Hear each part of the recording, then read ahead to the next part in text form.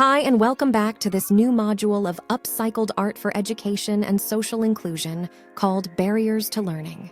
In the first module, you had a very broad overview of the many uses that art-based activities can have to support learning processes. You've seen how they can tap into people's different skill sets to make sure every person is able to bend the learning process to their personal needs. In this module, instead, we will focus on what could be the different obstacles to learning. We all have been to school at some point of our lives, and we have all experienced that classmate or classmates who simply could not get high grades or could not understand what the teacher was explaining. Truth be told, sometimes that happened because that person did not want to study, whatever the reason was. Other times, instead, the situation was a bit more complex and needed to be understood a bit better. One thing is worth clarifying before we dig into this module. Everything that you will hear today is not aimed at supporting you diagnosing learning difficulties or disabilities. This module is not aimed at going into details, and adequate assessment is still needed by qualified professionals who can give advice and run one-to-one assessments with pupils you suspect being affected by a learning difficulty or disability. In this module, we will go through some on the most common barriers to learning. By the end of this module, you will have a general and superficial understanding of multiple types of obstacles that can affect a person's ability to learn. Learning obstacles can vary widely from person to person and can manifest in different ways.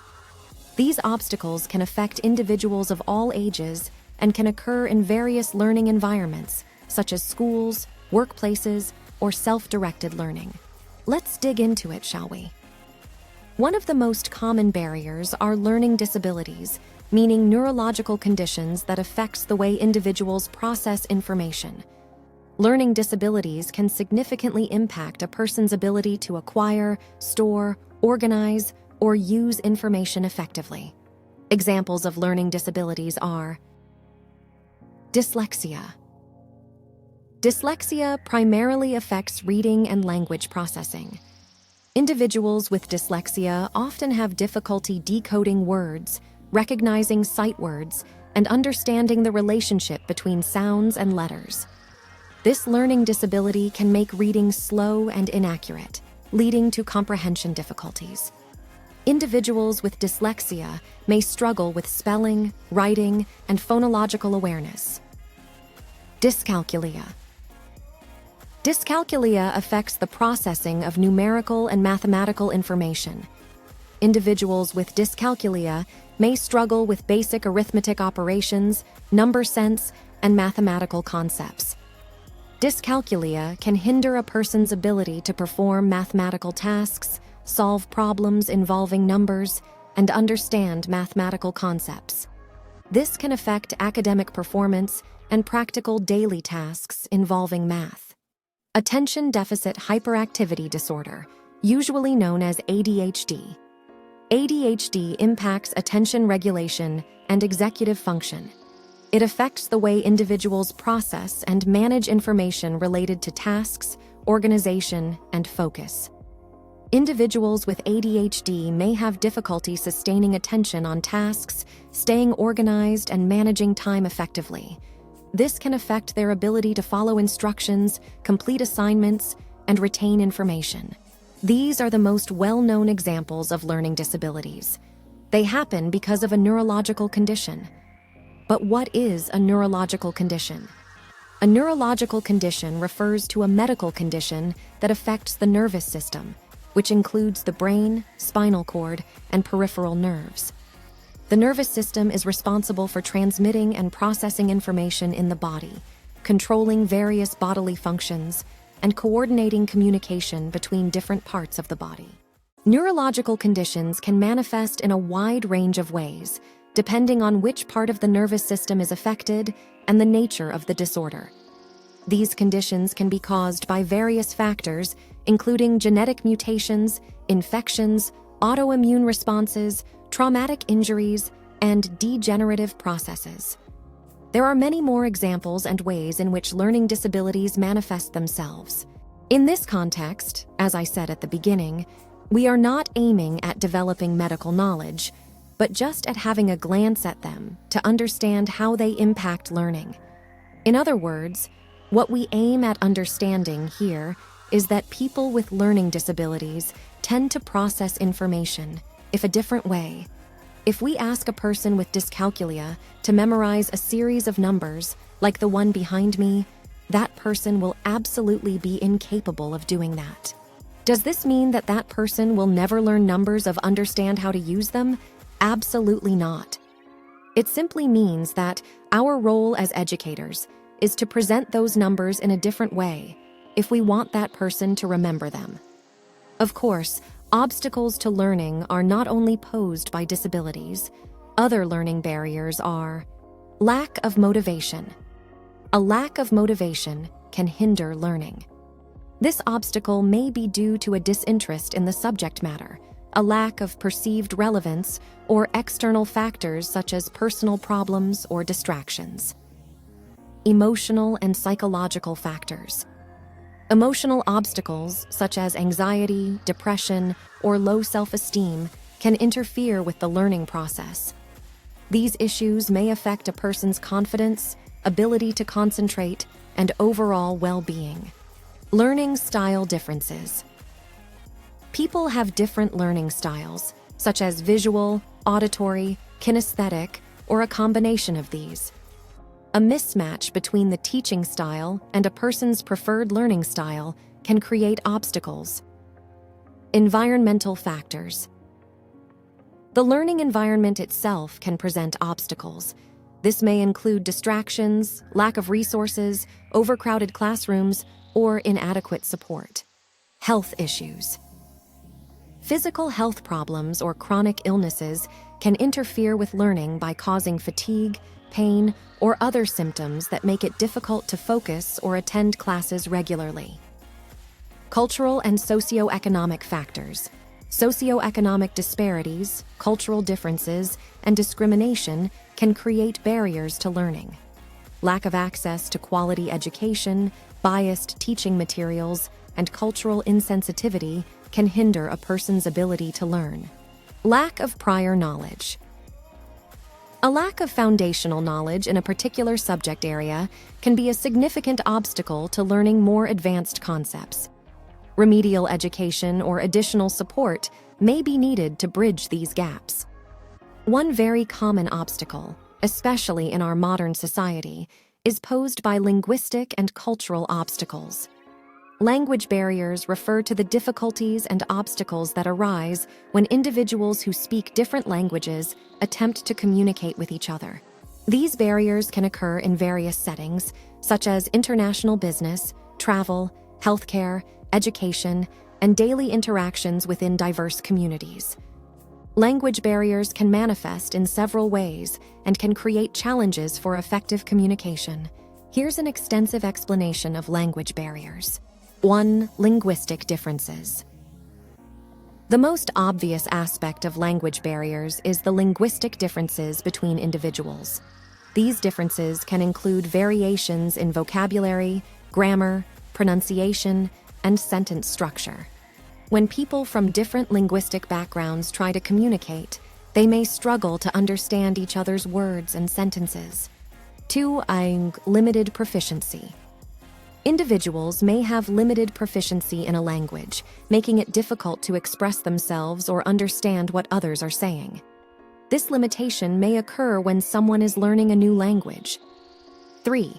Accent and pronunciation. Differences in accent and pronunciation can make it challenging to comprehend spoken language. Even when two individuals are using the same language, an unfamiliar accent or pronunciation can lead to miscommunication and misunderstandings. 4. Jargon and technical language. There may be industry-specific jargon or technical language that is unfamiliar to those outside the field. When individuals encounter this technical language in a conversation or document, it can hinder their understanding. 5. Low literacy levels. Some individuals may struggle with reading and writing, which can be a significant language barrier. This can limit their ability to access written information or communicate effectively through written means. 6. Interpretation and translation. When individuals don't share a common language, interpretation and translation services may be necessary. However, the quality of interpretation and translation can vary, leading to inaccuracies and misunderstandings. 7. Nonverbal communication. Body language, gestures, and facial expressions are essential components of communication. However, these cues can vary across cultures and may be misinterpreted, leading to confusion or unintended messages. 8. Fear and anxiety. When individuals are not confident in their language skills or fear being judged, they may become anxious or hesitant to communicate. This fear can inhibit their ability to express themselves effectively. 9. Limited vocabulary. Individuals may have limited vocabulary in a language, which restricts their ability to discuss specific topics or engage in in-depth conversations. 10. Healthcare and legal implications.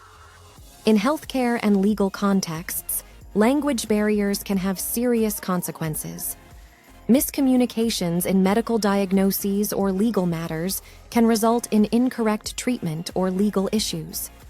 Overcoming language barriers can lead to more inclusive and productive communication, fostering understanding and cooperation among diverse individuals and communities. One curious thing, instead, is culture. Culture can be a huge barrier for learning. Culture plays a significant role in shaping a person's learning experiences, beliefs, and behaviors. It can have a profound impact on how individuals perceive and engage with the learning process. Here's an explanation of how culture can affect a person's learning. Cultural values and priorities. Collectivism versus individualism. Cultures vary in their emphasis on collectivism, group-oriented, or individualism, self-oriented. In collectivist cultures, individuals may prioritize group harmony and cooperation, which can influence collaborative learning styles. In contrast, individualistic cultures may prioritize personal achievement and competition, affecting the way individuals approach their studies independently. Communication styles. Direct versus indirect. Communication. Cultural norms influence whether communication is direct or indirect. In some cultures, direct communication is valued, with clear and explicit instructions and feedback. In others, indirect communication may be preferred, relying on context and nonverbal cues. These differences can lead to misunderstandings in educational settings. Learning styles: auditory, visual, and kinesthetic. Learning. Cultural backgrounds can influence preferred learning styles. For example, some cultures may place a higher emphasis on oral traditions and auditory learning, while others prioritize visual or kinesthetic learning methods. Educators need to recognize and accommodate these preferences. Teaching methods. Teacher-centered versus student-centered. Cultural norms can affect the expected role of teachers and students in the learning process. Some cultures may emphasize a teacher-centered approach with strict authority, while others encourage a more student-centered approach with active participation and critical thinking. Language and bilingualism. Language proficiency. Language is a crucial aspect of culture. Learners who are not proficient in the language of instruction may face significant challenges. This can affect their comprehension, participation, and overall academic performance. Bilingualism. In bilingual or multilingual societies, students may navigate multiple languages and dialects. This can impact language development, code switching, and language-related self-esteem. Beliefs about education. Attitudes toward education. Cultural attitudes and beliefs about the value of education can vary.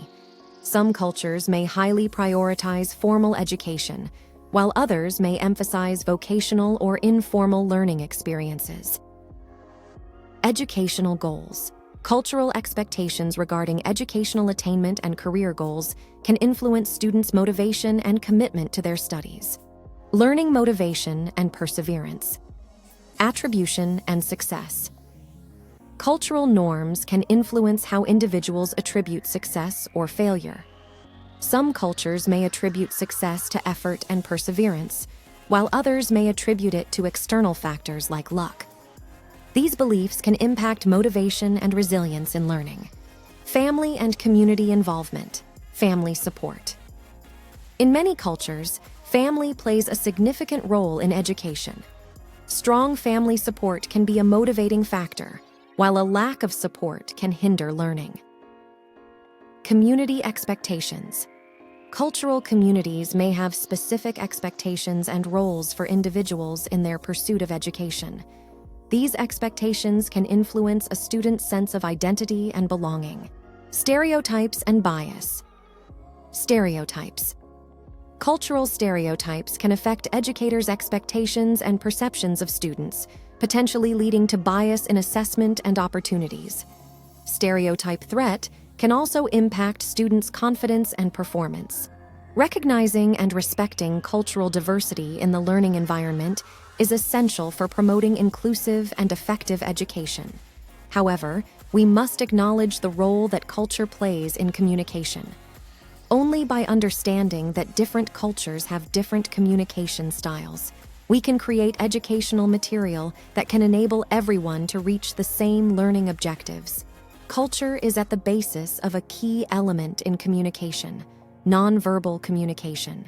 Nonverbal communication is of paramount importance in the learning process as it enhances understanding, engagement, and the overall effectiveness of communication between teachers and learners and among peers and in educational settings. Here's the breakdown of the significance of nonverbal communication in learning. Complementing verbal communication. Nonverbal cues, such as facial expressions, gestures, and body language, complement spoken or written language. They can reinforce and clarify the message being conveyed verbally, helping learners better grasp the content and intent of the communication. Enhancing understanding.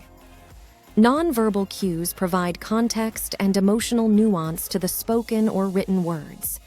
They can help learners interpret the tone, emphasis, and feelings behind the message, leading to a deeper understanding of the material. Emotional expression and connection.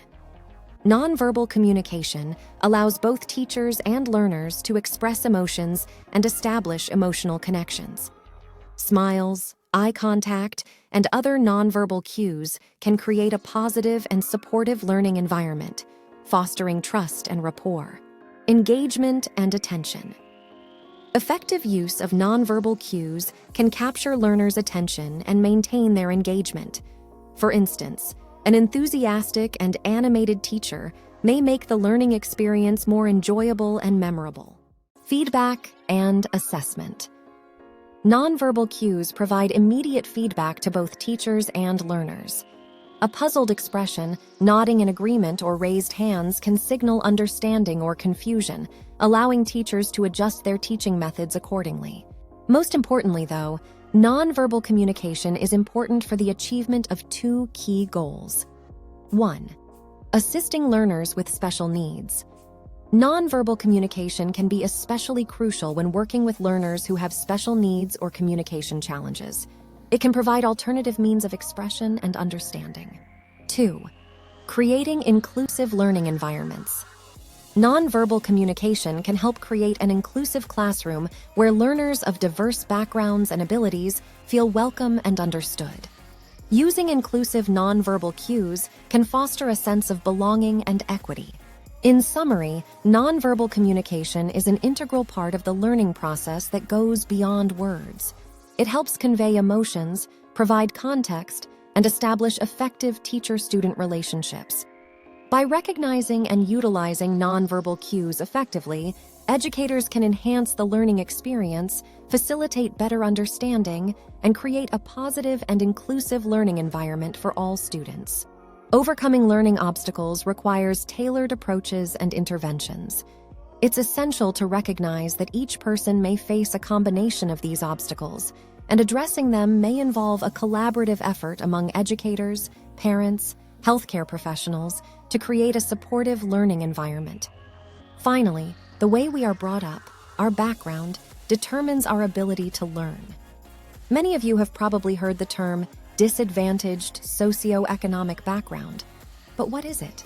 Socioeconomic disadvantage refers to the condition in which individuals or groups within a society experience a lower level of well-being, opportunities, and quality of life due to a combination of social and economic factors. It is a multifaceted concept that encompasses various dimensions of inequality and deprivation, and it is often used to describe the systemic disparities that exist within a society. Key components of socioeconomic disadvantage include 1. Income and wealth inequality. One of the central aspects of socioeconomic disadvantage is the unequal distribution of income and wealth within a society. People who are socioeconomically disadvantaged typically have lower incomes and fewer assets, making it difficult for them to meet their basic needs and access opportunities for advancement. 2. Education. Access to quality education is a crucial factor in socioeconomic disadvantage. Those with limited access to education or who receive a subpar education often face reduced opportunities for employment and upward mobility. 3. Social exclusion. Socioeconomic disadvantage can lead to social exclusion, where individuals or groups are marginalized and excluded from full participation in society. This can manifest as discrimination, stigmatization, and a lack of social integration. It's important to notice that socioeconomic disadvantage intersects with other forms of disadvantage, compounding the challenges individuals face. Policies and programs aimed at addressing socioeconomic disadvantage typically focus on reducing inequalities in income, education, employment, healthcare, and housing. Governments, nonprofit organizations, and communities work to create opportunities, improve access to essential services, and address systemic barriers. Sounds fancy, right? It's not that complicated, really. Think about your neighborhood, your friends, your classmates. Most probably, the child who, within your network, had a socioeconomic disadvantage was the one who struggled to keep up with the latest trends. Do you remember how that child was looked at or treated by others? We didn't realize it, but that had a major impact on that child's learnings because it impacted their self-esteem and made them think that they were not enough. Sometimes, however, things are not that simple. Sometimes, having socioeconomic obstacles is a symptom of difficult social background. Such a broad term, right? What does it mean? Have you ever thought about it? It refers to a challenging or disadvantaged upbringing characterized by factors such as economic hardship, limited access to educational opportunities, adverse family circumstances, or social and environmental obstacles that can impact a person's life experiences and opportunities. Having a difficult social background can affect a person's learning ability in various ways. It's important to recognize that individuals from challenging social backgrounds often face unique obstacles that can impact their educational experiences and outcomes. But what are the practical consequences of a difficult social background? First of all, people from disadvantaged backgrounds may lack access to essential educational resources such as books, educational materials, and computers. Hindering their ability to engage in self-directed learning and complete homework assignments effectively, this may cause inadequate early childhood development. Children from disadvantaged backgrounds may have limited access to quality early education and enrichment activities, which can impact their cognitive skills, vocabulary, and readiness for school. Overall, this results in a negative impact on the child's ability to experience things that play a crucial role in their social development. Another result of a difficult social background is financial stress. Economic challenges create stress and instability at home. Worrying about basic needs like food or housing diverts a person's attention away from learning, making it harder to concentrate and excel academically. For a child, growing up in challenging environments can lead to chronic stress and emotional difficulties. Stress can negatively affect a person's ability to concentrate, manage their emotions, and engage in learning. Parents who experience financial stress may be less able to provide educational support and guidance. They might need to work extra shifts or multiple jobs, thus having no or limited time to spend with a child. This lack of support can hinder a child's ability to complete homework, study effectively, and seek help when needed. There are many more consequences, and exploring them in depth may be too much for this course. Overall, it is worth noticing that there is a vicious cycle of disadvantage. A lack of resources means less opportunities and more likelihood to be subject to negative stereotyping. This affects a person's self-awareness, making them more likely to adhere to that stereotype. Ultimately, these young people will experience multiple obstacles in realizing their potential, both because they will lack the physical resources and because they will not believe in themselves, and they will be more likely to become adults in low-paid jobs and repeat the cycle of disadvantage. Despite these challenges, it's important to note that people still achieve academic success with the right support and opportunities. Educational interventions, mentoring programs, and policies aimed at reducing inequality can help level the playing field and provide a more supportive environment for students facing these obstacles. Recognizing and addressing these challenges is essential to ensure that all individuals have an equal chance to reach their full learning potential. Well, now I think that you have developed an understanding of the most common barriers to learning. Obviously, the list is not exhaustive, and so many factors can contribute to a child's inability to follow the standard learning route.